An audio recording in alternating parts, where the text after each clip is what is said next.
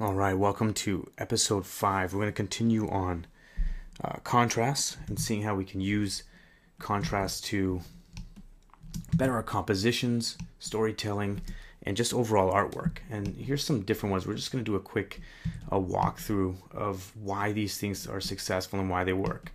So contrast can apply to characters as well. We talked about large versus small, taking a look at the size of characters against each other, and this is kind of a famous one too, putting a kind of a fat character against maybe a slender, taller character just works a lot better. And if you break that down into its simplest form, we have it's pretty much this shape against this shape.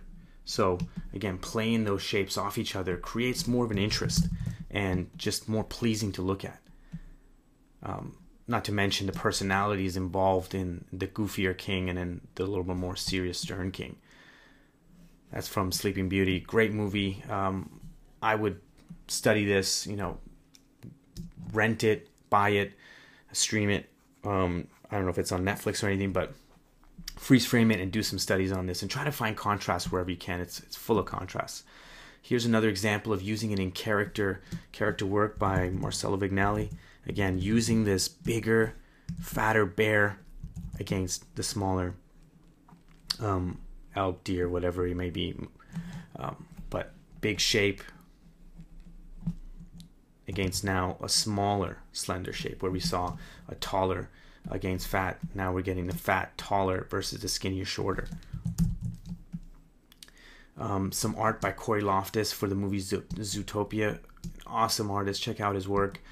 Again, playing that contrast exactly the same. Same things we're talking about, just more interesting, more character, better design, different sizes, slender, small, fatter pig, and of course they play into the characters themselves. Great contrast here. Bear, it's a little low res, but bear against the sheep there. And we can keep going on and on and on. He can make them both the same size, of course, but again, wouldn't be as interesting. You can see, he's a master of this, playing up contrasts against each other to push the comedic element and the character design, making it look cooler and apply to the story point. So that's how you can kind of use contrasts in character work. There's a lot more. Obviously, this is specifically referencing shape, putting larger shapes against smaller or slender shapes. But there's also contrasts in colors you can do. Contrasts in line as well. A character that may have hard line versus a character who may have softer lines can tell two different stories. Two different feelings. So that's just one contrast. We're talking about shape, but there's tons more. And as you start looking and opening your eyes to seeing them, you'll start noticing them a lot more. Of course, more present in animation because you can push the size, the scale, the line work. Okay, here's an image I use quite frequently. If you've seen any other of my tutorials, you would see I use this quite a bit for compositional, just sheer design brilliance. This is from Sleeping Beauty, the artist Avon Earl.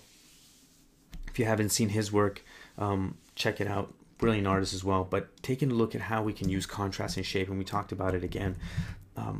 Shape contrast being the large, medium, and small. But not only that, but he includes just a little bit of a break in the shape there.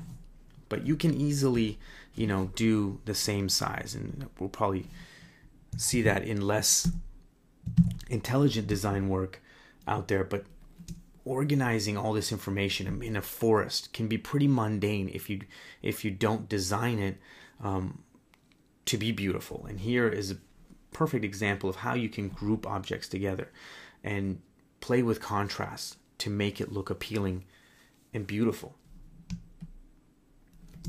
You can see it's all throughout. So you have the large, medium, small. We have again back here the large, medium, small. Contrast in light, light against dark, dark against light. Same thing here, large, medium, small, and then super small, thin there. And the same thing here could be even used as the larger, large, maybe large, medium, small, you know, breaking up shape wherever it's possible. Of course, breaking up the plane as well. So this is using tons of contrast. We had shape contrast here. We have line contrast, having more organic shape versus squared shapes. We have dark against light, breaking up that dark forest with a shaft of light and creating more interest. Not only that, but strengthening the focal point as Aurora walks into the frame.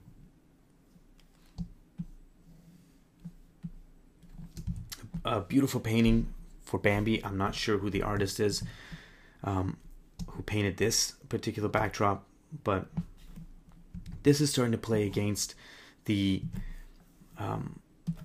hard versus soft lines, organic versus the hard lines here. So I'm pulling out my layers. So we have organic forms, kind of the curves versus the straights of the rock, and a nice combination of having these nice organic looking curves against a harder set rock. Just creates a really nice contrast in shape and makes this design just really beautiful to look at.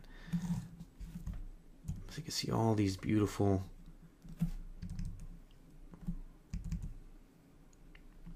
if everything was, you know, wonky, it would look like a really wonky world, right? With all these curves.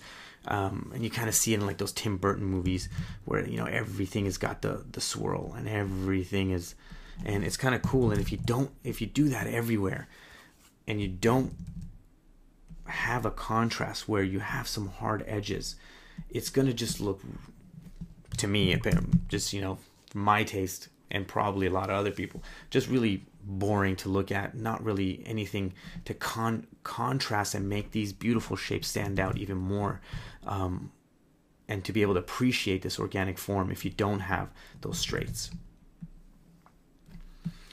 We can talk about, so that was the curves versus the straights, one that I don't think we talked about last episode. Okay, we looked at Simon Salenhag's work before in the last episode, but we talked about contrast in themes even. Beautiful piece and kind of interesting. Why? Because we have this kind of 80s set architecture and technology here in the cars, but then we have a futuristic robot here. Probably has artificial intelligence against this older background. So the contrast between the new and the old creates a very striking visual image. It's beautiful in the way it's painted, but the story moment that he's created by creating this contrast is really beautiful. And you can see a lot of his work has that same thing, you know, ordinary life that, you know, I think he's from one of the Nordic countries, I mean, Norway or Sweden, I'm not sure.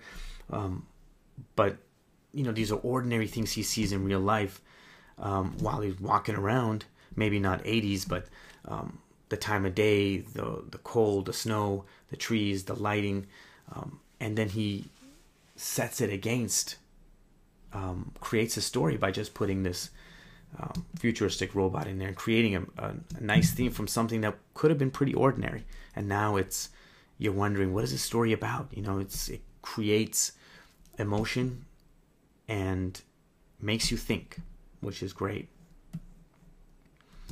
Here's a piece by Paul Lassane. The beautiful vertical against the strong horizontal. It's just a great contrast to have. We talked about this, I believe, last episode. Having that contrast, breaking up. If everything was vertical, may not be as strong. but positioning our horizon line and the character right there, having all these verticals fall, creates a beautiful contrast. Not only that, but we have shape contrast. Large, medium, small, and even extra small, if you think about it as clothing sizes. Same thing here. See all kinds of variation in size, even in the micro compositions. You know, the smaller, the big versus the small, big shape versus two small ones. So they're kind of everywhere, breaking down micro compositions and making it interesting. Our last piece here to study, a drawing by Alex Nino for, I'm not sure, is this, I want to say Mulan, but I'm not sure. I think it may be. Anyways, again, the contrast of, we have these strong vertical lines, right? All kind of coming down. Even the reflection is creating these vertical lines. But how do we balance all this vertical line and create a more interesting composition by using light and shadow? So now we have streaks of shadow and light, shadow, light, and then another cast of shadow to offset our strong vertical lines.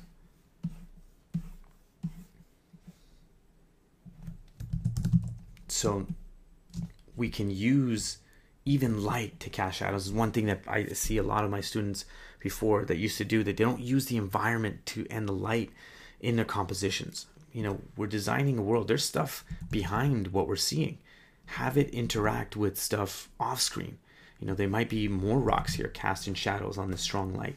You know, think about that and how you can use external elements to affect the composition. In this case, it's cast shadow, reflection even in here.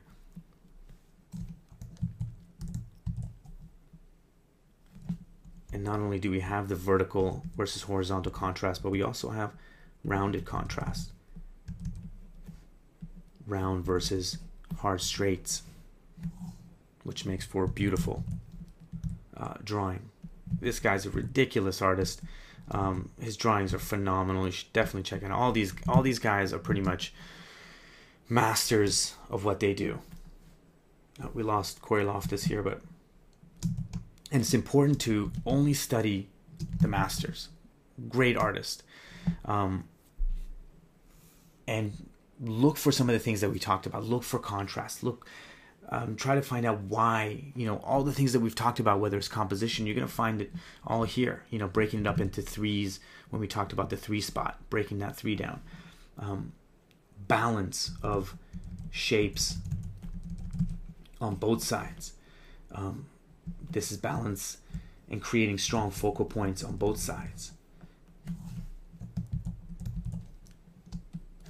Big shape versus small shape. So you can see all the things that we've talked about. When it's used together intelligently, can create a beautifully designed composition. And it's the more practice you have at seeing it and applying it, then we can really start going into doing it subconsciously without thinking, as if you're driving.